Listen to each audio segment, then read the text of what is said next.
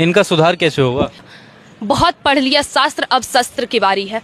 झारखंड में एक औरत का वीडियो वायरल हो रहा है, वो कह रही है मेरा बच्चा अल्लाह अकबर कहते हुए शहीद हो गया, इस्लाम के लिए शहीद हुआ है। यही अंतर होता है उनके धर्म की स्त्रियों और हमारे धर्म की स्त्रियों में। वो जिसे शेरनी शेरनी कहते हैं ना, उन्हें असली शेरनी का मतलब नहीं पता है कि शेरनी वाकई में किसको कहते हैं।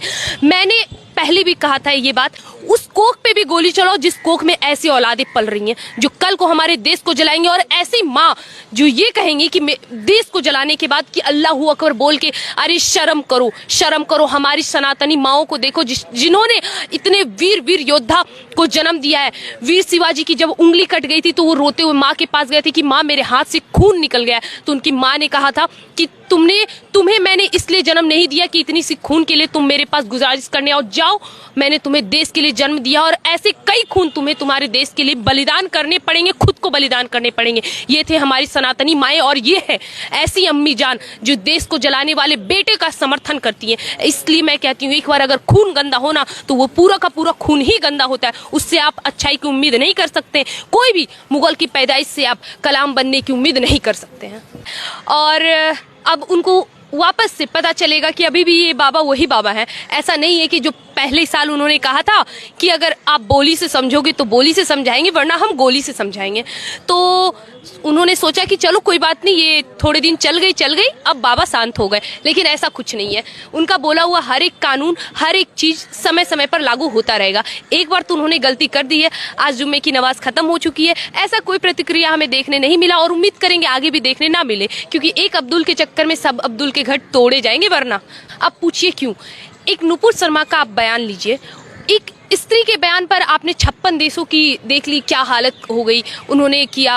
और तो और जब इतना सब कुछ हुआ, जब उन्हें लगा कि नहीं, मेरी बातों से, मेरे बयानों से अगर इस देश का माहौल खराब हो रहा है तो मेरा माफी मांगना, मेरा झुकना सही है, वो स्त्री होकर भी झुक गई। हमारे देश में स्त्रियां कभी झुकती नहीं है, एक पुरुष भी स्त्री के पैर छूते हैं, लेकिन वो झुकी क्यों? अपने देश के लिए, कि हमारा देश जले ना इन जिहादियों के चक्कर में।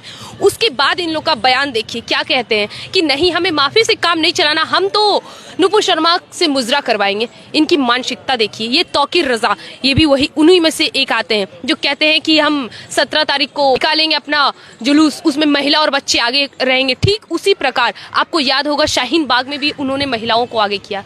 महिलाओं को उन्होंने मेन एजेंडा इसीलिए बना लिया है ना, क्योंकि इनको क्या लगता है कि ये जो हमारे पुलिस लोग हैं वो सिर्फ पुरुषों को मारेंगे, उन पे डंडे बरसेंगे, लेकिन उन्हें ये नहीं पता कि स्त्रियां भी, महिलाएं कांस्टेबल भी होती हैं।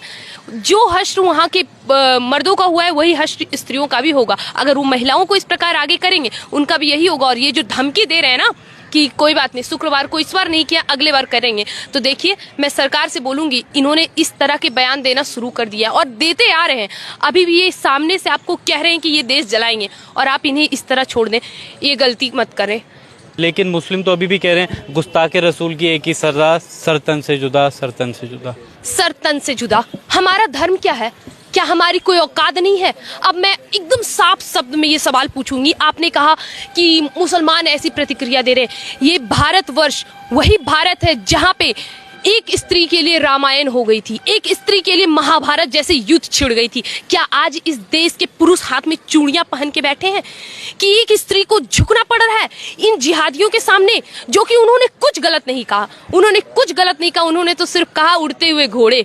अगर वो बताना शुरू कर दें, आप हमारी शिवलिंग पे इतना घिनात्मक टिप्पणी करते हैं, हमारी शिवलिंग को तोड़ने का बात करते हैं, और ना जाने कितने आए दिन मुनव्वर फारूकी जो कि अभी जेल में गए हैं, उस जिहादी ने मेरी सीता माँ पर, हमारी सीता माँ पर इतनी अभद्र टिप्पणियां की और आज वो रियलिटी शो का विनर है।